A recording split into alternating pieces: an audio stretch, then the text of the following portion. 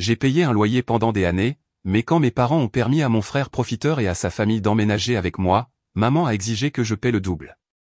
Alors j'ai déménagé en secret et je lui ai dit, j'ai trouvé mon propre chez moi. Profitez bien des fainéants. Je m'appelle Mélanie et à 28 ans, je ne m'attendais jamais à ce que ma propre mère me traite comme une vache à lait. Pendant 5 ans, j'ai payé mon loyer à temps pour vivre dans un bien d'investissement de mes parents. J'ai travaillé dur, construit ma carrière et n'ai jamais demandé l'aumône.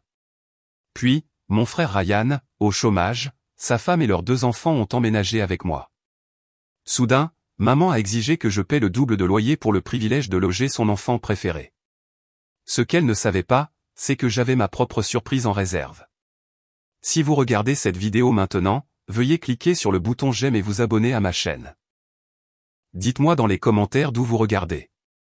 Croyez-moi, vous voudrez rester pour voir comment je renverse la situation avec ma famille de profiteurs. J'ai toujours été la responsable dans ma famille. Quand les autres jeunes faisaient la fête à l'université, je travaillais à temps partiel tout en maintenant une moyenne de 3,8. J'ai obtenu mon diplôme avec un minimum de prêts étudiants parce que j'ai postulé à toutes les bourses possibles et j'ai travaillé pendant toute ma scolarité. Après l'université, j'ai décroché un poste de débutante dans une agence de marketing et j'ai gravi les échelons pour devenir spécialiste en 4 ans grâce à des heures supplémentaires constantes et en acceptant des projets que personne d'autre ne voulait. Ma relation avec mes parents a toujours été bonne, bien qu'un peu distante sur le plan émotionnel. Ils étaient fiers de mes accomplissements, mais jamais aussi expressifs à ce sujet qu'ils ne l'étaient avec Ryan. Pourtant, nous avions un arrangement pratique qui fonctionnait bien pour nous deux. Il y a 5 ans, quand j'avais 23 ans et que je débutais ma carrière, ils m'ont proposé de me louer l'appartement de 2 chambres dans leur bien d'investissement à un tarif légèrement inférieur au marché. L'endroit avait besoin de travaux, alors j'ai accepté de m'occuper moi-même des petites réparations et des mises à jour en échange de la réduction. J'ai repeint chaque pièce, remplacé la quincaillerie de cuisine démodée et même installé de nouveaux luminaires dans tout l'appartement. Ce qui n'était au départ qu'un espace beige et sans vie est devenu un foyer chaleureux et accueillant dont j'étais fier. Je traitais cet appartement avec respect, sachant que ce n'était pas seulement ma maison, mais aussi l'investissement de mes parents. Chaque mois, sans faute, mon paiement de loyer était sur leur compte le premier du mois. Si j'avais besoin d'une réparation qui dépassait mes compétences, je payais moi-même les matériaux et ne leur demandais de couvrir que la main-d'œuvre. J'étais la locataire modèle, et ils me disaient souvent à quel point ils appréciaient de ne pas avoir à s'inquiéter de leur propriété avec moi y vivant. Pendant ce temps, mon frère aîné Ryan, qui avait 32 ans, avait une approche très différente de la vie. Depuis le lycée, il était le générateur de drames familiaux. Il n'a jamais terminé l'université, passant de 3 universités différentes avant d'abandonner complètement. Son historique d'emploi était un patchwork de boulot qu'il gardait quelques mois au plus, avant de démissionner parce que le patron était injuste, les heures trop exigeantes, ou le travail indigne de lui. Ryan avait le talent de trouver des femmes qui le soutiendraient financièrement jusqu'à ce qu'elles réalisent qu'il n'avait aucune intention de contribuer équitablement à la relation. Sa femme actuelle, Jenna, était avec lui depuis 8 ans, bien que je n'ai jamais compris pourquoi elle restait. Elle travaillait sporadiquement comme enseignante remplaçante, mais a démissionné une fois qu'ils ont eu leur premier enfant, Tyler, qui a maintenant 7 ans. Leur fille, Emma, est arrivée 3 ans plus tard, et Jenna n'est jamais retournée au travail. Le schéma avec Ryan était toujours le même. Il appelait nos parents pour une urgence financière. La voiture était en panne. Le propriétaire avait augmenté le loyer de manière inattendue. Tyler avait besoin d'un équipement sportif coûteux pour une équipe que Ryan insistait pour qu'il rejoigne. Nos parents, surtout maman, finissaient toujours par donner de l'argent qui n'était jamais remboursé. Papa grognait de temps en temps à ce sujet, mais il ne tapait jamais du poing sur la table. J'avais essayé d'établir des limites avec ma famille il y a des années. Quand Ryan m'a demandé un prêt de $1000 il y a 3 ans, j'ai refusé. Il ne m'a pas parlé pendant 2 mois après, et maman m'a subtilement culpabilisé à ce sujet jusqu'à ce qu'il ait besoin d'elle pour sa prochaine crise et oublie d'être en colère contre moi. Malgré la dynamique familiale, je progressais vers mes propres objectifs. J'avais été promu 2 fois au travail et je gagnais maintenant un salaire confortable. J'avais un plan sur 5 ans pour économiser pour un acompte sur ma propre maison, et j'étais déjà à mi-chemin de mon objectif. Ma carrière était florissante et j'avais récemment été mise en charge d'une campagne publicitaire majeure pour un nouveau client. Le premier signe de problème est apparu lors d'un dîner dominical chez mes parents il y a 3 mois. Maman a mentionné nonchalamment que Ryan avait de nouveau des problèmes avec son propriétaire. Cet homme est si déraisonnable, a-t-elle dit en servant les pommes de terre. Il attend le loyer le premier de chaque mois. Sans exception. J'ai failli m'étouffer avec mon eau. Maman, c'est ce que font les propriétaires. C'est ce que vous faites avec moi, papa et toi. C'est différent, ma chérie, a dit maman en me tapotant la main. Nous savons que tu es solvable. Ryan a les enfants à charge, et Jenna cherche du travail. Papa s'est raclé la gorge. 6 mois de recherche, ça semble excessif. Maman lui a lancé un regard qui l'a immédiatement fait taire. J'ai reconnu les signes avant-coureurs, mais j'espérais me tromper sur la direction que cela prenait. Quoi qu'il en soit, a poursuivi maman, il pourrait avoir besoin d'un endroit où rester un petit moment, juste le temps qu'il se remette sur pied. Je me suis concentré sur la découpe de mon rôti de bœuf en morceaux précis. C'est dommage. Ont-ils regardé les programmes de logement social? Nous pensions qu'il pourrait rester avec toi, a dit maman comme si je n'avais pas parlé. Tu as cette deuxième chambre que tu utilises comme bureau. Ce ne serait que temporaire. Le mot « temporaire » venant de ma mère concernant Ryan avait perdu toute signification au fil des ans. Les prêts temporaires devenaient des cadeaux. L'aide temporaire devenait un soutien permanent. Maman, je travaille à la maison 3 jours par semaine. J'ai besoin de mon bureau. Tu pourrais installer un bureau dans ta chambre, a-t-elle suggéré comme si c'était la solution la plus raisonnable au monde. La famille doit s'entraider, Mélanie. J'ai cherché le soutien de papa, mais il était soudainement très intéressé par ses haricots verts. Je connaissais cette expression. Il n'était pas d'accord avec maman, mais ne la contredirait pas, de plus, a ajouté maman, les enfants ont besoin de stabilité. Pense à ta nièce et à ton neveu. Et voilà, l'arme ultime dans l'arsenal de ma mère. Si l'obligation familiale ne fonctionnait pas, faites intervenir les enfants. J'ai senti la culpabilité familière m'envahir, même si la partie rationnelle de mon cerveau criait que c'était une idée terrible. J'y réfléchirai, ai-je dit finalement, sachant que dans ma famille, c'était aussi bon que de dire oui. Ce soir-là, j'ai appelé ma meilleure amie Tara et lui ai expliqué la situation. Ils ne peuvent pas être sérieux, a-t-elle dit. Ton appartement fait quoi, 75 mètres carrés? Où est-ce que 4 personnes supplémentaires dormiraient? La deuxième chambre pourrait accueillir les enfants sur un lit superposé, ai-je dit, déjà en train de résoudre le problème malgré moi. Ryan et Jenna pourraient utiliser un canapé-lit dans le salon, je suppose. Mel, non, a dit Tara fermement. C'est la recette parfaite pour un désastre. Tu as travaillé trop dur pour en arriver là. Ne les laisse pas te faire dérailler. Mais je savais que je dirais oui. Je le faisais toujours quand il s'agissait de la famille. Le week-end suivant, j'ai aidé Ryan, Jenna et les enfants à emménager leurs affaires essentielles dans mon appartement. La définition des « essentiels » incluait apparemment l'énorme installation de jeux de Ryan, la vaste collection de chaussures de Jenna et suffisamment de jouets pour approvisionner une petite garderie. On apprécie vraiment, Serette, a dit Ryan en me dirigeant sur l'endroit où posait sa 3e boîte de jeux vidéo. Ce ne sera que pour 1 mois ou 2, maximum. C'est ça, ai-je dit, me sentant déjà claustrophobe alors que mon salon autrefois spacieux rétrécissait à chaque boîte qu'ils apportaient. Nous devrions cependant établir quelques règles de base. Jenna a roulé des yeux quand elle pensait que je ne la regardais pas, mais j'ai insisté. J'ai créé un tableau des corvées, désigné des étagères dans le réfrigérateur et le garde-manger pour chacun de nous, et fixé des heures de calme pour quand j'avais besoin de travailler ou de dormir.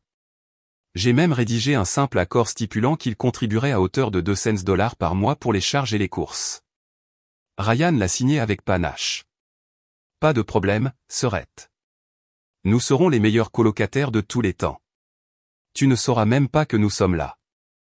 Comme j'allais bientôt le découvrir, cette promesse, comme tant d'autres de mon frère, était complètement vide. Le dîner de famille où mes parents ont lâché la bombe sur le besoin de Ryan de trouver un logement avait été inconfortable, mais rien ne m'avait préparé à la réalité d'avoir 4 personnes supplémentaires dans mon espace soigneusement organisé. J'avais accepté un arrangement temporaire, l'accent étant mis sur temporaire, avec des conditions spécifiques que je pensais plus que raisonnables. Ce ne sera que pour 1 mois ou 2, m'avait assuré papa quand ils ont aidé à déménager le premier chargement des affaires de la famille de Ryan. Juste le temps qu'ils trouvent un autre endroit. Maman avait hoché la tête en signe d'accord. Et bien sûr, ils contribueront au ménage, avait-elle ajouté, bien que j'ai remarqué qu'elle avait soigneusement évité de préciser comment ou combien. Ryan lui-même avait fait de grandes promesses. J'ai quelques pistes d'emploi très prometteuses, m'a-t-il dit, en transportant un énorme téléviseur à écran plat qui éclipsait mon modeste modèle de 32 pouces. L'une d'entre elles est pratiquement conclue. J'attends juste les papiers. Jenna avait été moins engagée dans ses propres assurances. Je peux surveiller l'appartement pendant que tu es au bureau, a-t-elle dit, comme si sa présence était en quelque sorte une faveur pour moi plutôt que l'inverse. Malgré mes doutes, j'avais vraiment essayé de faire en sorte que ça marche. J'ai vidé ma deuxième chambre, entassant mon bureau et mon matériel de travail dans un coin gênant de ma chambre. J'ai acheté des serviettes supplémentaires, fait de la place dans mes placards et même fait des courses supplémentaires avant leur arrivée. J'étais déterminé à être la plus grande personne et à aider ma famille à traverser cette période difficile. La nuit après leur emménagement, j'ai appelé Tara pour me défouler. Ils ont apporté 3 chargements de voitures de trucs, et Ryan dit qu'il y en a plus en entrepôt, lui ai-je dit en chuchotant depuis l'intérieur du placard de ma chambre pour ne pas être entendu. Où suis-je censé mettre tout ça? C'est exactement ce qui m'inquiétait, a répondu Tara. Il profite encore de ta gentillesse. C'est juste temporaire, ai-je dit, pas entièrement convaincu moi-même. Et c'est la famille. Ta famille a une étrange définition du soutien familial, a souligné Tara. On dirait que ça ne va que dans un sens. Je savais qu'elle avait raison, mais je n'étais pas encore prête à l'admettre. J'ai clairement indiqué que cet arrangement a une date d'expiration, 2 mois maximum. Le silence de Tara en disait long. La première semaine de cohabitation a été gênante, but gérable. Nous nous évitions dans la petite cuisine, échangions des banalités sur nos journées et essayions généralement de maintenir l'illusion que c'était une situation de vie normale. Les enfants étaient sages, au début, sentant clairement la tension et incertains de leur place dans ce nouvel environnement. Mais au fil des jours, Ryan et sa famille sont devenus de plus en plus à l'aise. Trop à l'aise. Ce qui avait commencé par quelques sacs et des articles essentiels s'est multiplié jusqu'à ce que mes placards de rangement débordent de leurs affaires. Des boîtes bordaient un mur de mon salon, étiquetées au marqueur permanent avec l'écriture bouclée de Jenna, vêtements d'hiver, affaires de cuisine, collection de Ryan. Les règles de la maison que j'avais si soigneusement établies ont commencé à s'effriter presque immédiatement. La première victime a été la politique des heures de calme. J'avais expliqué que j'avais besoin de silence de 8h à 17h lors de mes journées de télétravail, les lundis, mercredis et vendredis. Le deuxième mercredi, cette règle avait été complètement oubliée. Oncle Ryan, regarde ça, a crié Tyler, sautant du canapé au fauteuil pendant que j'étais en appel vidéo avec toute mon équipe marketing. J'ai rapidement coupé mon micro et fermé la porte de ma chambre, mais le mal était fait. Ma patronne Diana avait haussé un sourcil face à l'agitation. De la famille qui reste chez vous, a-t-elle demandé quand j'ai rejoint l'appel.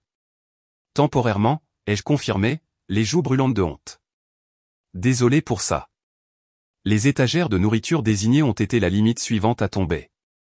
Je suis rentré un soir pour trouver les ingrédients de mon plan de repas soigneusement préparé pour la semaine complètement disparu. À leur place, une note griffonnée à la hâte, j'avais besoin de faire le dîner. On remplacera bientôt. Les remplacements ne sont jamais apparus. La première vraie confrontation a eu lieu lorsque j'ai découvert qu'Emma était entrée dans ma collection de maquillage et avait utilisé mon fond de teint et mes palettes de fard à paupières coûteux comme de la peinture au doigt sur les murs de la salle de bain. Les enfants sont des enfants, a dit Jenna avec un haussement d'épaule quand je lui ai montré les dégâts. Elle n'a que 4 ans. Elle ne sait pas mieux. Cette palette coûte $80, ai-je dit en essayant de garder ma voix calme. Et j'ai dit à plusieurs reprises aux 2 enfants que ma chambre et ma salle de bain sont interdites. Eh bien, peut-être que tu ne devrais pas laisser des choses tentantes là où de petites mains peuvent les atteindre, a-t-elle répondu comme si j'avais été négligente plutôt que d'avoir mon espace privé envahi. Ryan n'a été d'aucune aide. Quand je l'ai approché à propos de l'incident, il était affalé sur mon canapé, manette en main, absorbé par son dernier jeu vidéo. Jenna s'occupe de la discipline, a-t-il dit sans détourner les yeux de l'écran. Mais, si ça compte tant pour toi, je peux acheter du maquillage la prochaine fois que je sors. Ce n'est pas la question, ai-je essayé d'expliquer. Il s'agit de respecter les limites et d'apprendre aux enfants à faire de même. Il a mis le jeu en pause et m'a lancé un regard exaspéré. Ce ne sont que des enfants, Mel. Détends-toi un peu. Ce n'est pas comme si nous restions pour toujours. Mais alors que les jours se transformaient en semaines sans aucun signe de l'emploi promis par Ryan se matérialisant ou de recherche d'appartements ayant lieu, j'ai commencé à me demander si c'était réellement vrai. Et je n'étais pas la seule à le remarquer. Ryan et Jenna ont-ils mentionné quand ils pourraient déménager? A demandé papa lors de notre appel téléphonique hebdomadaire, sa voix soigneusement neutre. Non, ai-je admis. Et je commence à penser qu'ils n'ont pas de plan. Papa a soupiré. Ta mère pense qu'ils ont juste besoin de plus de temps. Plus de temps pourquoi, ai-je demandé, incapable de cacher la frustration dans ma voix. Ryan ne cherche même pas de travail, pour autant que je sache. Il joue aux jeux vidéo toute la journée. Il dit qu'il postule à des emplois en ligne, a dit papa, bien qu'il n'ait pas l'air convaincu lui-même. Eh bien, quelque chose doit changer, lui ai-je dit. Cet arrangement ne fonctionne pas, tiens bon encore un peu, a plaidé papa. Pour le bien de ta mère, tu sais à quel point elle s'inquiète pour eux. Et c'est ce que j'ai fait, bien que ma patience s'amenuisait de jour en jour. L'arrangement temporaire commençait à sembler alarmant et permanent, et mon foyer autrefois paisible s'était transformé en un espace chaotique et surpeuplé qui ne me semblait plus être le mien. Ce que je ne savais pas, c'est que les choses allaient devenir bien pire. La vie avec des colocataires indésirables est rapidement devenue insupportable. Chaque aspect de mon existence soigneusement ordonné a été perturbé par Ryan, Jenna et leurs enfants. Mes matins, autrefois des rituels paisibles de café et de planification de ma journée, sont devenus des courses chaotiques pour utiliser la salle de bain avant que quelqu'un d'autre ne la réquisitionne pendant 1 heure. Mes soirées, autrefois des retraites tranquilles après une journée de travail chargée, étaient maintenant remplies de dessins animés pour enfants hurlant à plein volume et des cris frustrés de Ryan devant ses jeux vidéo. La situation alimentaire a atteint des niveaux de crise dès la 3e semaine. Malgré notre accord sur les étagères désignées, j'ouvrais le réfrigérateur pour trouver mes contenants de préparation de repas vides, avec des signes révélateurs des habitudes de grignotage nocturne de Ryan. Les produits biologiques que je m'offrais disparaissaient sans reconnaissance, pour n'être remplacés qu'occasionnellement par les alternatives les moins chères possibles. J'ai fait les courses, a annoncé fièrement Ryan un jour, en posant 2 petits sacs sur le comptoir. À l'intérieur, j'ai trouvé du pain blanc au lieu de mon pain complet habituel, la charcuterie la moins chère disponible et un pack de 6 bières préférées de Ryan. Ce n'est pas équivalent à ce que tu as mangé, ai-je souligné. Il a haussé les épaules. La nourriture, c'est de la nourriture. Quel est le problème? Le problème est devenu évident lorsque j'ai examiné mon relevé de carte de crédit à la fin du mois. Ma facture d'épicerie avait doublé, tandis que la contribution promise par Ryan et Jenna restait théorique. Quand j'ai posé des questions sur les $200 qu'ils avaient accepté de fournir pour les charges et la nourriture, Ryan avait toujours une excuse. On attend toujours mon dernier salaire de l'entrepôt, a-t-il dit la première fois. Jenna a dû acheter de nouvelles chaussures pour les enfants, était l'excuse la semaine suivante. On te le donnera certainement vendredi prochain, a-t-il promis après cela, un vendredi qui ne semblait jamais arriver. Pendant ce temps, les factures de services publics ont grimpé en flèche avec 4 personnes supplémentaires utilisant l'eau, l'électricité et le chauffage. Mes dépenses mensuelles soigneusement budgétisées ont été complètement déréglées. Le chauffe-eau, suffisant pour les besoins d'une personne, ne pouvait pas suivre le rythme de 5 personnes. Je me suis retrouvé à prendre des douches froides plus souvent qu'à mon tour, car la famille de Ryan semblait utiliser toute l'eau chaude sans considération pour personne d'autre. Ma connexion Internet, dont j'avais besoin pour le travail, ralentissait jusqu'à devenir inutilisable lors d'importantes vidéoconférences parce que Ryan diffusait des jeux ou des films sur plusieurs appareils simultanément. Quand je lui ai demandé de limiter son utilisation pendant mes heures de travail, il a agi comme si j'étais déraisonnable. J'en ai besoin pour chercher du travail, a-t-il prétendu, bien que l'historique de recherche que j'ai aperçu en aidant Emma avec une vidéo éducative montrait des heures de sites de jeux et de résumés sportifs. Travailler à la maison est devenu presque impossible. Malgré des demandes répétées de calme pendant les heures de bureau, l'appartement était constamment rempli de bruit. Tyler poursuivait Emma à travers le salon, leurs cris de rire perçant à travers la porte fermée de ma chambre pendant les appels clients. Jenna parlait fort au téléphone, bavardant avec des amis ou se disputant avec des représentants du service clientèle à propos de factures qu'elle n'avait pas payées. Je suis désolé pour le bruit de fond, est devenu mon ouverture standard pour chaque appel professionnel. Ma patronne Diana a été compréhensive au début, mais sa patience s'est visiblement amenuisée au fil des semaines sans amélioration.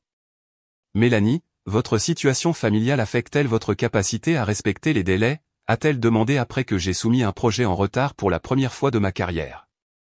Non, ai-je menti, retenant des larmes de frustration. Ça n'arrivera plus. L'intimité est devenue un lointain souvenir. Je rentrais d'une rare soirée pour trouver Jenna portant mes vêtements, qu'elle me rendait étirés ou tachés.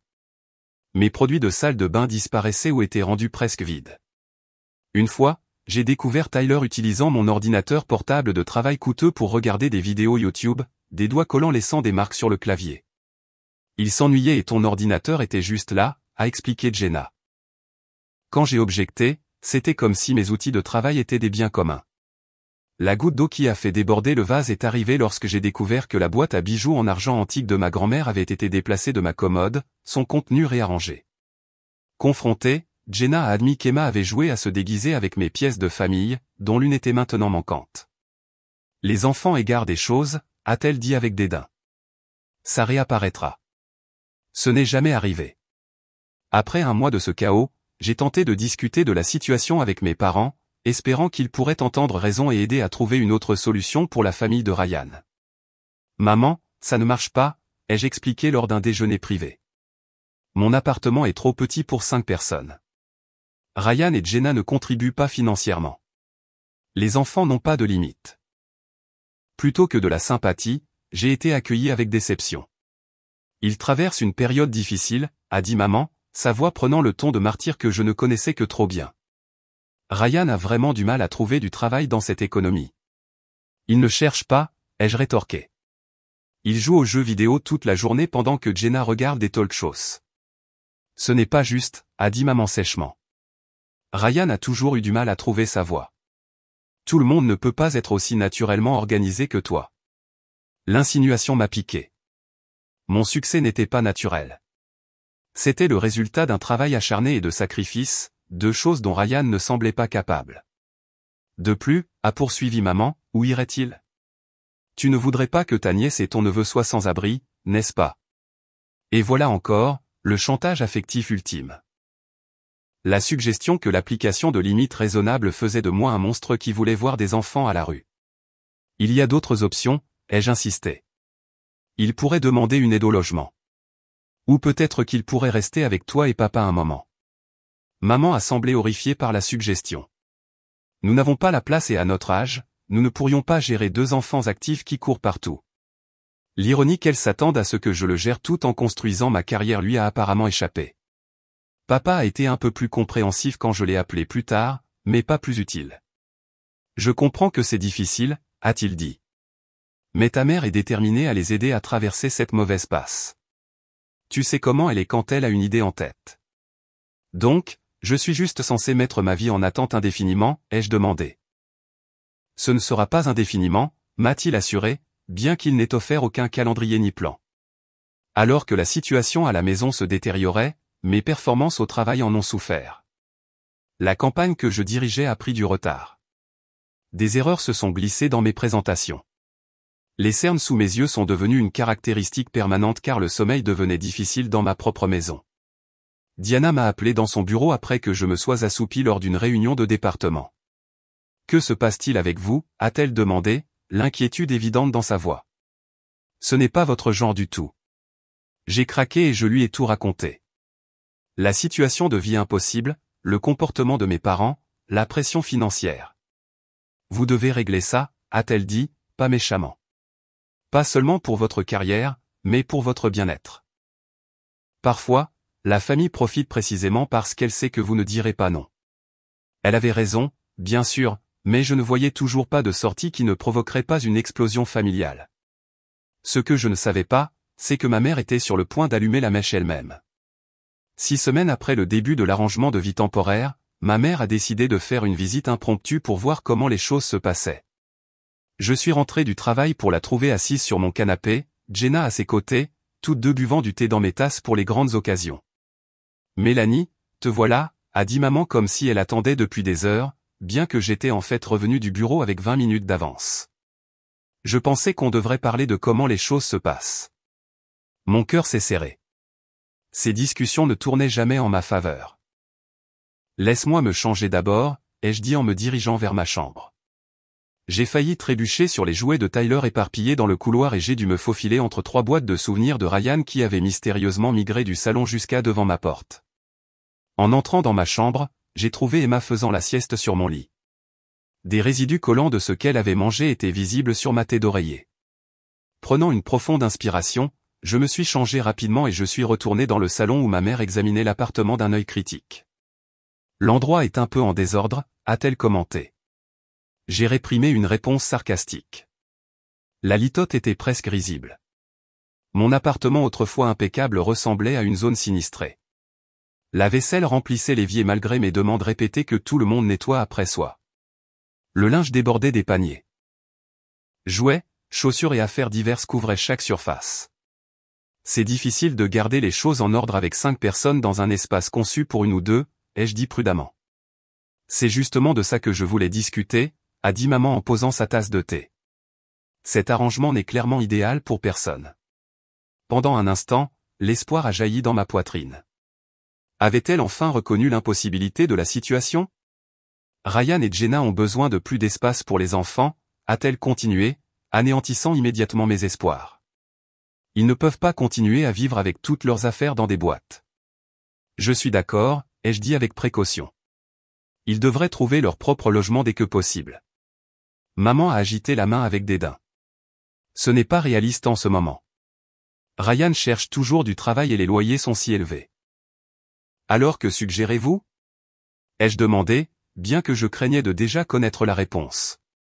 Eh bien, a-t-elle dit en se penchant en avant. Ton père et moi en avons parlé. Nous pensons qu'il serait logique que tu prennes la plus petite chambre et que tu laisses Ryan et Jenna avoir la chambre principale. De cette façon, les enfants pourraient avoir la 2e chambre au lieu de dormir dans le salon. Je l'ai regardé, incrédule. Tu veux que je renonce à ma chambre dans mon propre appartement? Ce ne serait que jusqu'à ce qu'ils se remettent sur pied, a dit maman, utilisant la phrase qui avait perdu tout son sens. Et comme il y a plus de personnes qui vivent ici maintenant, nous avons pensé qu'il serait juste que tu paies un peu plus de loyer. Plus de loyer, ai-je répété. J'avais sûrement mal entendu. Juste le double de ce que tu paies maintenant, a-t-elle dit nonchalamment, comme si elle suggérait que j'achète un café un peu plus cher. Après tout, tu es la seule à avoir un revenu stable, et il y a 5 personnes qui utilisent l'espace et les services publics. La pièce semblait basculer autour de moi. J'ai regardé Jenna, qui étudiait ses ongles, comme si cette conversation n'avait rien à voir avec elle. Puis je suis revenu à ma mère, dont l'expression tenait de la certitude sereine de quelqu'un qui s'attendait à être obéi sans poser de questions. Laissez-moi bien comprendre, ai-je dit en luttant pour garder ma voix calme. Vous voulez que je renonce à ma chambre, que je continue à faire tout le ménage puisque personne d'autre ne s'en soucie, que je paie toutes les courses que tout le monde mange, et maintenant que je paie le double de loyer en plus de cela pour le privilège de vivre dans mon propre appartement avec des gens qui ne respectent ni mon espace ni mes affaires. L'expression de maman s'est durcie. Je pense que tu es égoïste, Mélanie. Il s'agit d'aider la famille. Ryan ferait la même chose pour toi si la situation était inversée. Le rire qui m'a échappé n'avait rien d'amusant. Non, il ne le ferait pas. Ryan n'a jamais aidé personne d'autre que lui-même. Et vous l'avez encouragé à chaque étape. Ce n'est pas juste, a protesté maman. Juste? Vous voulez parler de justice? Ma voix s'est élevée malgré mes efforts pour rester calme. J'ai travaillé dur pour tout ce que j'ai. Je paie mes factures. J'assume la responsabilité de ma vie. Ryan a 32 ans et n'a jamais gardé un emploi plus de 6 mois. Il n'a fait aucun effort pour trouver du travail ou un autre logement depuis qu'il a emménagé ici. Et maintenant, vous vous attendez à ce que je subventionne son style de vie encore plus que je ne le fais déjà. Tu as toujours été si critique envers ton frère, a dit maman, sa voix prenant le ton blessé qui avait fonctionné sur moi d'innombrables fois auparavant. Il a juste besoin d'un peu plus de soutien que toi. Un peu plus de soutien, ai-je répété, incrédule. Je le soutiens, lui, sa femme et leurs enfants depuis des semaines, et pas un mot de remerciement de leur part. Pas $1 de contribution aux dépenses. Rien que de l'arrogance et de l'irrespect. À ce moment-là, Ryan est entré, un pack de 6 bières sous le bras. Il a évalué la scène. Mon visage rouge, l'expression tendue de maman, l'indifférence étudiée de Jenna. Que se passe-t-il, a-t-il demandé en se laissant tomber sur le canapé et en ouvrant une bière sans en offrir à personne. Maman pense que je devrais payer le double de loyer pour le privilège de t'avoir ici, ai-je dit directement. Qu'en penses-tu? Ryan a haussé les épaules. Ça semble juste. Il y a plus de gens qui vivent ici maintenant. Et que contribues-tu exactement à cet arrangement, ai-je exigé. Et, on est une famille, a-t-il dit comme si cela expliquait tout. On s'entraide. Quand je serai de nouveau sur pied, je te rendrai l'appareil. Quand est-ce que ça s'est déjà produit, ai-je demandé. Quand as-tu déjà remboursé une seule chose qui t'a été donnée? Tu dramatises, a dit Ryan en prenant une longue gorgée de bière. Ce n'est pas si grave. Si tu ne supportes pas de nous avoir ici, dis-le simplement. Je ne supporte pas de vous avoir ici, ai-je dit sèchement.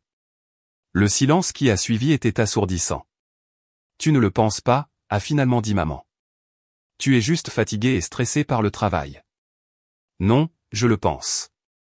Cette situation est impossible et j'en ai fini de la tolérer.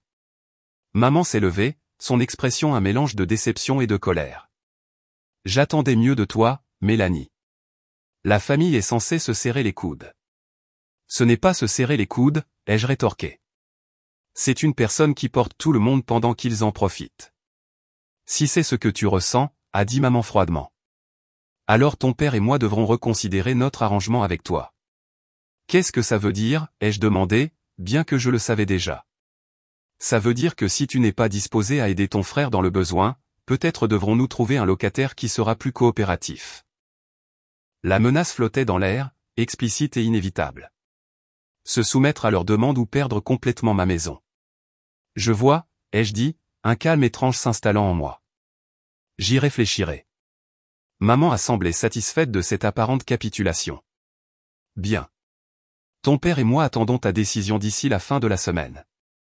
Et l'augmentation de loyer à partir du mois prochain. Après son départ, Ryan est retourné à son jeu vidéo comme si de rien n'était. Jenna a disparu dans la cuisine, me laissant seul debout dans ce qui ne me semblait plus être mon propre salon.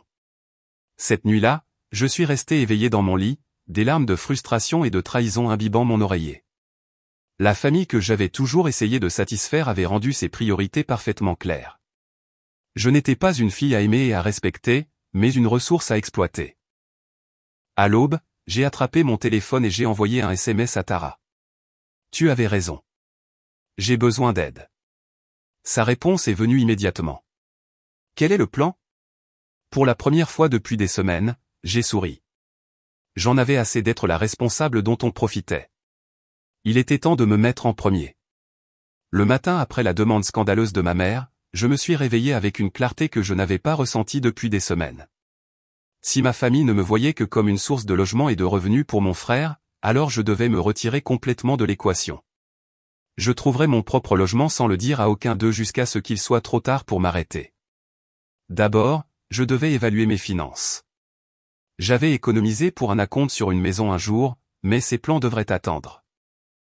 À la place, j'utiliserai une partie de ces économies pour trouver un nouvel appartement, quelque chose d'assez abordable pour que je puisse continuer à économiser, même si c'était à un rythme plus lent. Pendant ma pause déjeuner au travail, j'ai créé une feuille de calcul détaillée de mes revenus et dépenses mensuels, calculant soigneusement combien je pouvais me permettre de payer de loyer tout en conservant mon fonds d'urgence. Les chiffres étaient serrés mais réalisables, surtout si l'on considère que je ne soutiendrai plus 4 personnes supplémentaires. Sur quoi travailles-tu si attentivement, a demandé Diana en s'arrêtant à mon bureau. Je planifie juste mon évasion, ai-je dit avec un petit sourire. Ses sourcils se sont haussés. De l'invasion familiale. Bien joué. Je dois trouver un nouvel endroit rapidement et déménager sans qu'ils le sachent, ai-je expliqué. Sinon, ils essaieront de me culpabiliser pour que je reste ou de me suivre dans le nouvel endroit. Prends ta journée de demain, a offert Diana de manière inattendue. Profite de la journée pour chercher un appartement. Tu as mérité du temps personnel, et honnêtement, j'ai besoin que tu fonctionnes à nouveau à plein régime. J'ai accepté son offre avec reconnaissance. Ce soir-là, je suis rentré à la maison et j'ai agi comme si de rien n'était, souriant platement aux blagues de Ryan et aidant les enfants avec leur routine du coucher, tout en cherchant secrètement des appartements sur mon téléphone chaque fois que j'avais un moment d'intimité.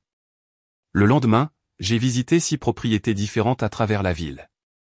Les 2 premières étaient déprimantes, des espaces sombres et exigus qui auraient été une régression significative par rapport à mon appartement actuel. Le troisième était dans un quartier qui aurait doublé mon temps de trajet. Le quatrième était bien, mais bien au-dessus de mon budget. La cinquième possibilité, un appartement d'une chambre dans un petit immeuble appartenant à un couple de personnes âgées, semblait prometteuse jusqu'à ce que j'apprenne qu'ils avaient une politique stricte d'interdiction des invités pour la nuit, ce qui rendrait difficile la visite d'amis. C'est le sixième et dernier appartement de la journée qui m'a donné de l'espoir. L'immeuble appartenait à Monsieur Jenkins, un homme âgé et gentil qui vivait au premier étage et louait les 3 logements au-dessus. L'appartement disponible était au 2e étage. Un T2 confortable avec du parquet, de grandes fenêtres qui remplissaient l'espace de lumière naturelle et un petit balcon donnant sur une rue calme. Ma femme et moi avons acheté cet immeuble il y a 40 ans, m'a expliqué Monsieur Jenkins en me faisant visiter. Nous avons toujours cru qu'il fallait être des propriétaires justes. Pas d'augmentation de loyer surprise, des réparations rapides et le respect de la vie privée de nos locataires. Le loyer était légèrement plus élevé que ce que j'espérais payer, mais toujours dans mon budget révisé, et quelque chose dans la gentillesse simple de Monsieur Jenkins me faisait me sentir en sécurité d'une manière dont j'avais désespérément besoin. Je devrais emménager rapidement, ai-je dit. Serait-ce possible? Rapidement comment, a-t-il demandé. D'ici 2 semaines, idéalement. Il a réfléchi un instant, puis a hoché la tête. L'appartement sera prêt d'ici le week-end prochain. Si vous le voulez, il est à vous. J'ai signé le bail sur le champ, payant la caution et le premier mois de loyer avec mes économies. En lui remettant le chèque, j'ai ressenti un étrange mélange d'anxiété et d'exaltation. Je reprenais le contrôle de ma vie. Le défi suivant était de trouver comment déménager mes affaires sans alerter Ryan et sa famille. Je savais qu'il ne me faciliterait pas la tâche s'il réalisait ce que je faisais. D'abord, je devais déterminer ce qui était vraiment important à emporter. Les meubles de l'appartement appartenaient techniquement à mes parents, donc je les laisserais. Mes effets personnels, vêtements, bijoux, livres, appareils électroniques et objets sentimentaux viendraient avec moi. Tout le reste pourrait être remplacé avec le temps. J'ai commencé par emballer secrètement quelques articles chaque jour. Des choses qui ne seraient pas immédiatement manquées. Une boîte de vêtements d'hiver du fond de mon placard, des livres des étagères inférieures de ma bibliothèque, des articles de cuisine que j'utilisais rarement. Je stockais ces boîtes dans le coffre de ma voiture ou les emmenais directement au nouvel appartement quand je savais que tout le monde serait sorti pendant quelques heures. Pour les plus gros meubles dont j'aurais besoin, j'ai parcouru les magasins d'occasion et les marchés en ligne, trouvant des pièces abordables que je pouvais faire livrer directement au nouvel appartement. Un canapé confortable mais peu coûteux, un cadre de lit et un matelas simple, une petite table à manger avec 2 chaises. Rien de tout cela ne correspondait à mon esthétique soigneusement choisie d'avant, mais cela servirait jusqu'à ce que je puisse améliorer progressivement. J'ai également pris des mesures pour me protéger financièrement. J'ai ouvert un nouveau compte bancaire dans une banque différente de celle que mes parents utilisaient, m'assurant qu'ils n'auraient aucun moyen d'accéder à mes fonds. J'ai changé tous mes mots de passe et mis en place une redirection de courrier vers ma nouvelle adresse. Je me suis assuré que mes documents importants, certificat de naissance, carte de sécurité sociale, passeport, étaient en sécurité dans mon bureau au travail plutôt qu'à l'appartement où leur absence pourrait être découverte. La partie la plus difficile a été de maintenir la façade à la maison. Je devais faire semblant que tout était normal, que j'envisageais toujours la demande de ma mère pour un double loyer tout en démantelant secrètement ma vie là-bas, pièce par pièce. As-tu réfléchi à ce que ta mère a suggéré, a demandé papa lors de notre appel téléphonique hebdomadaire. J'examine toujours mes options, ai-je dit prudemment. Ta mère pense que tu es têtu, a-t-il dit avec un soupir. Mais entre toi et moi, je pense qu'elle en demande trop. Ne lui dis pas que j'ai dit ça. Ces mots ont confirmé ce que je savais déjà. Papa n'était pas d'accord avec maman, mais ne lui tiendrait pas tête, même pas pour moi. Je trouverai une solution, les jeux assurés. Et j'en avais une, mais pas de la manière dont il s'y attendait. À l'approche de la date du déménagement, j'ai fait appel à l'aide de Tara pour la phase finale. Elle est arrivée tôt un samedi matin alors que Ryan et sa famille rendaient visite à mes parents. Je n'arrive pas à croire que tu le fasses vraiment, a-t-elle dit en m'aidant à emballer le reste de mes affaires. Je suis fier de toi, mais aussi un peu choqué. Je ne pensais pas en être capable non plus, ai-je admis en emballant soigneusement les bijoux restants de ma grand-mère dans du papier de soie. Mais ils ne m'ont pas laissé le choix. Nous avons travaillé rapidement, chargeant tout dans le SUV de Tara et ma berline. À midi, toutes les traces de ma vie personnelle avaient été retirées de l'appartement. Il ne restait que les meubles, les fournitures de cuisine de base et les articles ménagers que je laissais derrière moi. Avant de partir, j'ai jeté un dernier regard sur l'endroit qui avait été ma maison pendant 5 ans. Malgré le chaos actuel, j'avais aimé cet appartement et je me l'étais approprié. Maintenant, ce serait le problème de Ryan et, par extension, de mes parents. Sur le comptoir de la cuisine, j'ai laissé une enveloppe contenant mes clés et une courte note, j'ai trouvé mon propre logement. Bonne chance. Cette nuit-là, dans mon nouvel appartement, entouré de boîtes et de meubles dépareillés, j'ai ressenti un étrange mélange d'émotions. Du chagrin pour la relation avec ma famille qui ne serait plus jamais la même. De l'anxiété quant à leur réaction lorsqu'ils découvriraient ce que j'avais fait. Mais surtout, du soulagement. Pour la première fois depuis des mois, je dormais dans un espace qui était vraiment le mien, sans avoir de compte à rendre à personne d'autre qu'à moi-même. J'ai envoyé un SMS à Tara avant de me coucher. Mission accomplie. La liberté est étrange mais bonne. Sa réponse m'a fait sourire. Bienvenue au premier jour de ta nouvelle vie. Tu le mérites. Alors que je m'endormais, je me demandais combien de temps il faudrait à ma famille pour remarquer que j'étais parti et quel chaos s'ensuivrait quand ils le feraient. Mais pour une fois, je ne me sentais pas responsable de gérer ce chaos. Ce n'était plus mon problème. Le premier appel est arrivé à 9h15 le lendemain matin. J'ai regardé le nom de ma mère clignoter sur l'écran de mon téléphone, j'ai pris une profonde inspiration et j'ai laissé le message aller sur la messagerie vocale. Je n'étais pas encore prête pour cette conversation. J'avais besoin de finir d'installer mon nouvel appartement pour créer un sanctuaire avant d'affronter la tempête. À midi, j'avais 5 appels manqués de maman, 3 de papa, et une série de textos de plus en plus confus de Ryan. Où es-tu? Tu as dormi chez un ami? Maman et papa sont là et paniquent. Sérieusement, Mel, qu'est-ce qui se passe? J'ai mis mon téléphone en silencieux et j'ai continué à déballer, organisant ma cuisine avec les quelques ustensiles et plats que j'avais emportés. Monsieur Jenkins était passé plus tôt avec un panier de bienvenue contenant du pain, du miel et une petite plante en pot. Sa simple gentillesse m'avait mis les larmes aux yeux. Vers 15h, j'ai décidé que j'étais aussi installé que possible pour une journée. Je me suis assise sur mon nouveau canapé, j'ai pris une profonde inspiration et j'ai rappelé ma mère. Mélanie, où es-tu? A-t-elle exigé sans préambule.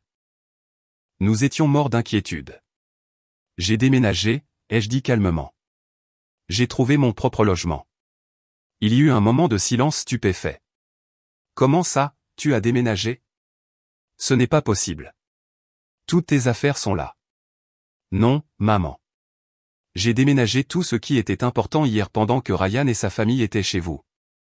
J'ai laissé les meubles puisqu'ils vous appartiennent, à toi et à papa. Mais, balbutia-t-elle, luttant clairement pour traiter cette information. Tu ne peux pas simplement partir. Et ton frère? Et les enfants?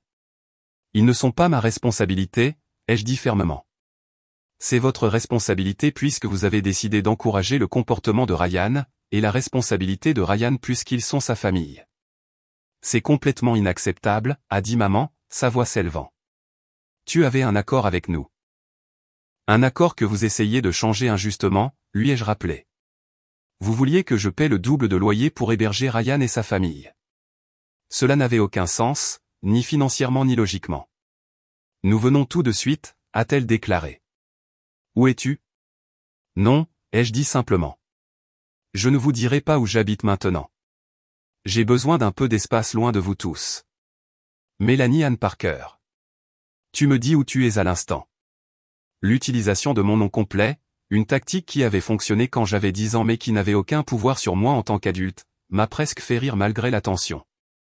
Maman, je suis une adulte de 28 ans avec ma propre vie. Je n'ai pas à te dire où j'habite si je ne le veux pas.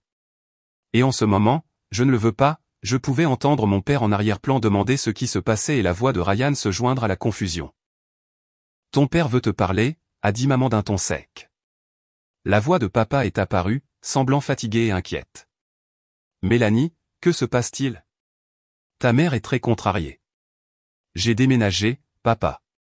J'ai trouvé mon propre appartement où je n'ai pas à soutenir Ryan et sa famille ni à payer le double de loyer pour le privilège de le faire.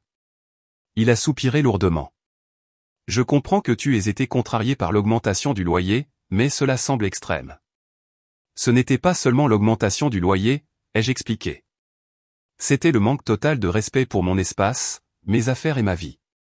C'était l'attente que je soutiendrais indéfiniment 4 personnes supplémentaires sans fin en vue. C'était maman qui menaçait de m'expulser si je ne me conformais pas à ses exigences déraisonnables. Elle ne t'aurait pas vraiment expulsé, a dit papa, bien qu'il n'ait pas l'air entièrement convaincu lui-même. Ça n'a plus d'importance maintenant, ai-je répondu. J'ai pris ma décision. J'ai signé un bail. Je ne reviendrai pas, et Ryan et les enfants? Ils sont toujours dans l'appartement. C'est entre vous et Ryan. L'appartement est votre propriété. Ce que vous en faites, c'est votre affaire maintenant. Il y eut une longue pause avant que papa ne reprenne la parole. Ta mère veut venir voir ton nouvel endroit. Pas encore, ai-je dit fermement. J'ai besoin de temps et d'espace. Peut-être dans quelques semaines si les choses se calment. Elle ne va pas aimer ça. Je sais, mais il ne s'agit plus de ce qu'elle aime. Il s'agit de ce dont j'ai besoin. Après avoir terminé l'appel avec mon père, j'ai complètement éteint mon téléphone et j'ai passé le reste de la journée à faire en sorte que mon nouvel appartement ressemble à un foyer. J'ai accroché des rideaux, rangé mes livres sur des étagères et commandé à emporter dans un nouveau restaurant du quartier. C'était la soirée la plus paisible que j'avais eue depuis des mois. Le lendemain matin, j'ai rallumé mon téléphone pour le trouver débordant de notifications. Plus d'appels manqués de mes parents. Des textos en colère de Ryan. Même un message vocal larmoyant de Jenna prétendant que les enfants demandaient où j'étais parti. Le message le plus révélateur venait de mon père. Ta mère est allée à l'appartement. Elle a été assez choquée par son état. Ryan dit que tu as pris des choses qui ne t'appartenaient pas, j'ai rappelé papa immédiatement. Qu'est-ce que Ryan prétend que j'ai pris? Il dit que tu as pris des appareils de cuisine qui venaient avec l'appartement. J'ai ri, incrédule. Les seuls appareils de cuisine que j'ai pris sont ceux que j'ai achetés moi-même. Ma cafetière, mon mixeur et mon batteur sur socle. Tout ce qui venait avec l'appartement est toujours là. Eh bien, l'endroit est apparemment dans un sale état, a dit papa. Ta mère est très contrariée à ce sujet. Je suis sûr qu'elle l'est, ai-je répondu. Ryan et sa famille le saccagent depuis des semaines. C'est en partie pourquoi je suis parti. Elle dit que ça va coûter des centaines de dollars pour tout nettoyer et réparer. On dirait une conversation qu'elle devrait avoir avec Ryan, pas avec moi. Papa est resté silencieux un moment. Ils n'ont nulle part où aller, Mélanie. Ils pourraient aller chez vous, ai-je suggéré, sachant exactement comment cela serait reçu. Tu sais que ce n'est pas possible, a-t-il dit rapidement. Nous n'avons pas la place, et ta mère ne supporterait pas les enfants qui courent partout toute la journée. Donc, c'était normal de s'attendre à ce que je le gère tout en essayant de construire ma carrière, mais pas normal de s'attendre à ce que vous et maman le gériez pendant votre retraite. Il n'avait pas de réponse à cela. Au cours des jours suivants, les appels et les messages ont continué, alternant entre chantage affectif, colère et tentative de réconciliation. Maman a insisté sur le fait que je déchirais la famille. Ryan m'a accusé d'abandonner ma nièce et mon neveu. Papa a fait des tentatives timides de médiation, sans jamais vraiment prendre parti. Une semaine après mon déménagement, Ryan a appelé avec un ton différent. Maman et papa disent que je dois commencer à payer le loyer le mois prochain, a-t-il dit, l'air vraiment choqué. Ça semble raisonnable, ai-je répondu. Tu vis dans leur propriété. Mais je ne peux pas me permettre le loyer. Je n'ai pas de travail. Alors peut-être qu'il est temps d'en trouver un, ai-je suggéré, ou de demander une aide au logement ou l'une des autres solutions que j'ai mentionnées il y a des semaines et que tout le monde a rejetées. C'est de ta faute, a-t-il accusé. Tout allait bien jusqu'à ce que tu partes. Non, Ryan. Tout allait bien pour toi parce que je payais toutes les factures et faisais tout le travail. Maintenant, tu subis les conséquences de tes propres choix. Il m'a raccroché au nez. Tara est venue ce week-end pour voir mon nouvel endroit et entendre tout le drame familial. Je n'arrive pas à croire qu'ils essaient toujours de faire de ça ton problème, a-t-elle dit alors que nous étions assises sur mon petit balcon à boire du vin. En fait, je peux le croire. Ils le font depuis des années. La différence, c'est que je ne l'accepte plus, ai-je dit, me surprenant par ma confiance. Pour la première fois de ma vie, je me mets en premier et c'est incroyable. Tu aurais dû voir ton visage quand tu vivais avec eux, a dit Tara. Tu avais l'air épuisée et malheureuse tout le temps. Maintenant, tu rayonnes. C'était vrai. Malgré la tension familiale persistante, je me sentais plus légère que je ne l'avais été depuis des années. Mes performances au travail se sont améliorées immédiatement. Je dormais à nouveau toute la nuit. Je redécouvrais des passe-temps que j'avais abandonnés pendant le chaos. 3 semaines après mon évasion, papa a appelé avec des nouvelles. Ryan a trouvé un travail, a-t-il dit, l'air vraiment surpris. Rien d'extraordinaire, juste remplir les étagères à l'épicerie, mais c'est quelque chose. C'est bien, ai-je dit, sincèrement. Et Jenna? Elle garde les enfants de quelqu'un quelques jours par semaine. Ta mère les aide à chercher un appartement qu'ils peuvent se permettre. Je suis contente d'entendre qu'ils prennent des mesures pour subvenir à leurs besoins, ai-je dit prudemment.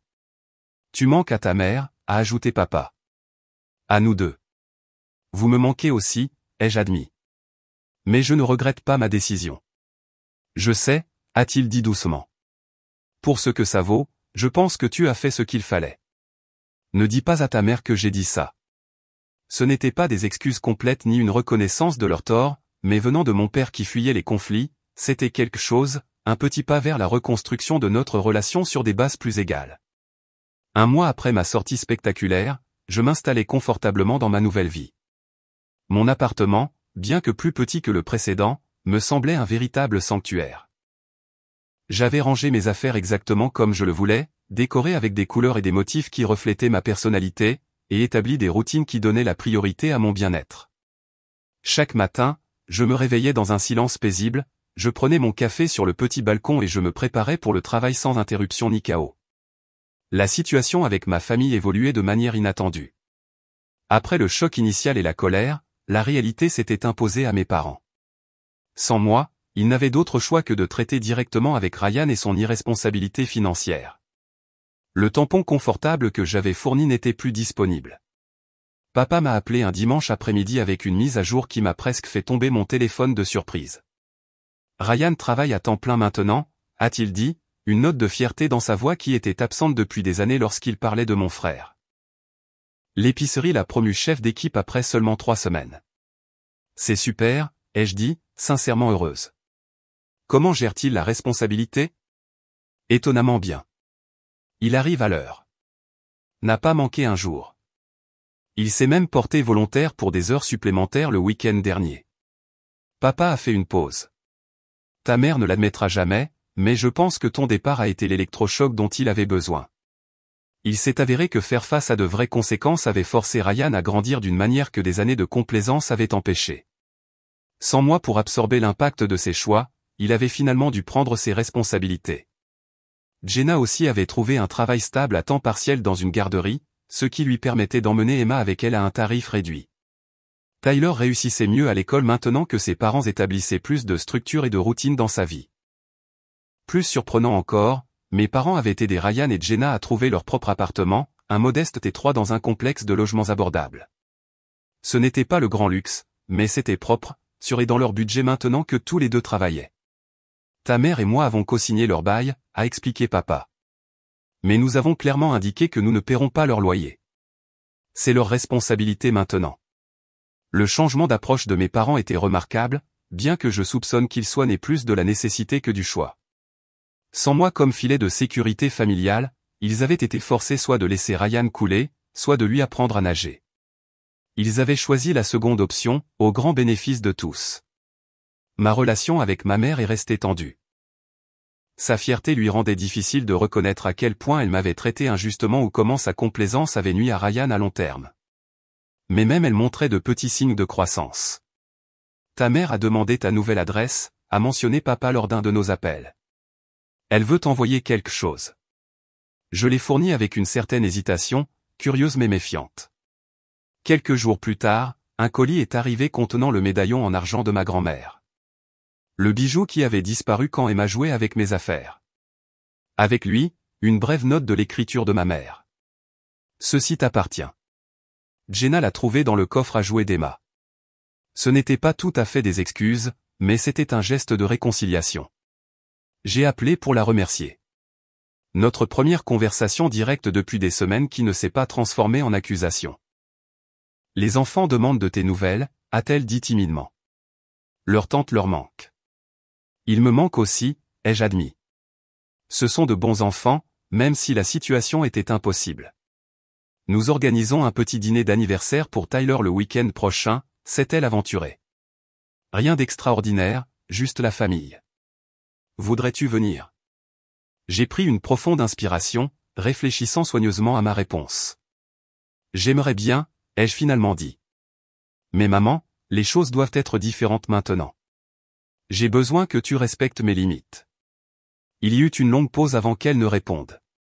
J'essaie de comprendre ça, a-t-elle dit, sa voix humble, ce qui était inhabituel. Ton père m'a aidé à voir certaines choses plus clairement. Le dîner d'anniversaire a été gênant mais pas désastreux. Ryan semblait réservé, moins arrogant qu'auparavant. Jenna a tenu à me remercier pour le cadeau que j'avais apporté à Tyler. Mes parents observaient attentivement nos interactions, comme s'ils n'étaient pas sûrs de la nouvelle dynamique familiale. Alors que nous mangions le gâteau, Tyler m'a regardé avec du glaçage sur le menton.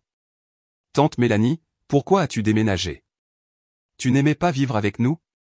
Les adultes à table se sont figés, mais j'ai apprécié sa franchise. J'ai adoré passer du temps avec toi et Emma, ai-je dit honnêtement. Mais les adultes ont parfois besoin de leur propre espace, tout comme tu as besoin de ta propre chambre pour jouer et dormir. Il a réfléchi sérieusement à cela. Comme quand papa se fâche si je touche son uniforme de travail? Exactement comme ça, ai-je convenu, échangeant un regard surpris avec Ryan. Le fait qu'il ait un uniforme de travail dont il se souciait était un progrès en soi. Après le dîner, Ryan m'a prise à part pendant que les autres nettoyaient. Je ne t'ai jamais remercié, a-t-il dit, l'air mal à l'aise mais déterminé. Pour tout ce que tu as fait pour nous quand nous sommes restés avec toi. De rien, ai-je dit simplement. J'ai été un terrible colocataire, a-t-il continué. Et un pire frère. J'ai profité de la situation parce que je savais que tu ne nous mettrais pas dehors. Non, je ne l'aurais pas fait, ai-je convenu. C'est pourquoi j'ai dû partir à la place. Il a hoché la tête. C'était un électrochoc. Quand tu es parti et que maman et papa ont dit que nous devions commencer à payer le loyer ou trouver un autre endroit, j'ai réalisé que personne n'allait régler ma vie pour moi. C'est une dure leçon, ai-je reconnu. Ouais. Eh bien, j'aurais dû l'apprendre il y a environ 15 ans. Il a eu un sourire désolé. Quoi qu'il en soit, je voulais juste que tu saches que je comprends maintenant pourquoi tu es parti et je ne t'en veux pas, ce n'était pas un compte rendu complet pour des années de comportement arrogant, mais c'était un début, une reconnaissance que les choses avaient été déséquilibrées et injustes. J'ai apprécié l'effort. Dans les mois qui ont suivi, j'ai continué à construire ma vie indépendante tout en reconstruisant prudemment les relations avec ma famille selon de nouvelles modalités. Je dînais avec mes parents 2 fois par mois, mais je retournais toujours dans mon propre espace après. J'emmenais occasionnellement Tyler et Emma pour des sorties spéciales, mais avec des limites claires sur le temps et les attentes. Au travail, ma carrière a continué à prospérer. La campagne avec laquelle j'avais eu du mal pendant la crise familiale est devenue un grand succès une fois que j'ai pu m'y concentrer correctement. Diana a reconnu mes contributions avec une augmentation substantielle et des responsabilités accrues. On dirait que vous êtes de nouveau vous-même, a-t-elle commenté après que j'ai présenté un nouveau concept à notre plus gros client. C'est bon de vous retrouver. Tara est restée mon plus grand soutien et ma confidente. 6 mois après mon déménagement, nous avons célébré avec un dîner D, anniversaire de la liberté, dans mon restaurant préféré. À la défense de soi-même, a-t-elle porté un toast en levant son verre, et à la découverte de sa propre force dans le processus. Je n'aurais jamais pensé pouvoir le faire, ai-je admis. Quitter ma famille, fixer des limites, me mettre en premier. Ça a toujours semblé égoïste. Il y a une différence entre être égoïste et prendre soin de soi, a souligné Tara. Tu ne pouvais pas continuer à te mettre le feu pour garder tout le monde au chaud. Elle avait raison. La découverte la plus surprenante de ce voyage n'était pas seulement que je pouvais survivre sans répondre aux exigences de ma famille. C'était que je pouvais m'épanouir. Ma carrière progressait plus vite que jamais. Je nouais des amitiés et des liens significatifs. Je sortais même de nouveau, quelque chose qui avait été impossible dans le chaos de ma situation de vie précédente. Plus important encore, j'avais appris que dire non à des demandes déraisonnables n'était pas égoïste. C'était nécessaire.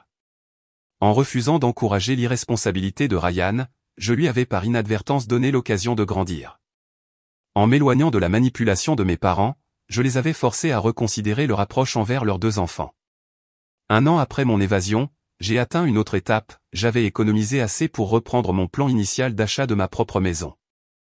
C'était une petite maison de ville plutôt que la plus grande propriété que j'avais autrefois envisagée, mais elle était entièrement à moi.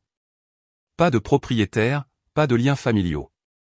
Lors de ma pendaison de crémaillère, j'ai regardé le petit groupe que j'avais invité, Tara et son petit ami, quelques collègues proches, dont Diana, mes nouveaux voisins, et oui, ma famille, mes parents, Ryan, Jenna et les enfants. Tout selon mes conditions, dans mon espace, pour célébrer ma réussite. Papa a levé son verre pour un toast. À Mélanie, qui nous a tous appris quelque chose sur l'indépendance et le courage. Nous sommes fiers de toi, ma chérie. Maman a hoché la tête en signe d'accord, un geste qui aurait semblé impossible un an plus tôt. Plus tard, alors que la fête se terminait, je suis sorti sur ma nouvelle terrasse pour un moment seul. L'air du soir était frais et rafraîchissant, rempli de possibilités. J'ai pensé au chemin que j'avais parcouru depuis cette nuit désespérée où j'ai réalisé que ma famille ne me voyait que comme une ressource à exploiter. Le voyage n'avait pas été facile. Il y avait eu des larmes, des confrontations et des moments de doute. Mais debout là, dans la maison que j'avais gagnée par mes propres efforts, j'ai ressenti un profond sentiment de paix. J'avais découvert ma propre valeur et la force de la protéger. Parfois, la chose la plus aimante que vous puissiez faire pour votre famille est d'arrêter d'encourager des schémas destructeurs. Parfois, la chose la plus aimante que vous puissiez faire pour vous-même est de vous éloigner des situations qui vous nuisent, même lorsqu'elles se présentent sous le couvert de l'obligation familiale. Avez-vous déjà eu à faire un choix difficile entre votre propre bien-être et les attentes familiales? J'aimerais beaucoup lire vos histoires dans les commentaires ci-dessous. N'oubliez pas d'aimer cette vidéo si elle a résonné en vous. Abonnez-vous pour plus d'histoires sur la fixation de limites et la découverte de votre force. Et partagez avec toute personne qui pourrait avoir besoin d'entendre ce message aujourd'hui. Merci de m'avoir accompagné dans ce voyage. Et souvenez-vous, votre valeur n'est pas déterminée par ce que vous sacrifiez pour les autres, mais par la fidélité que vous gardez envers vous-même.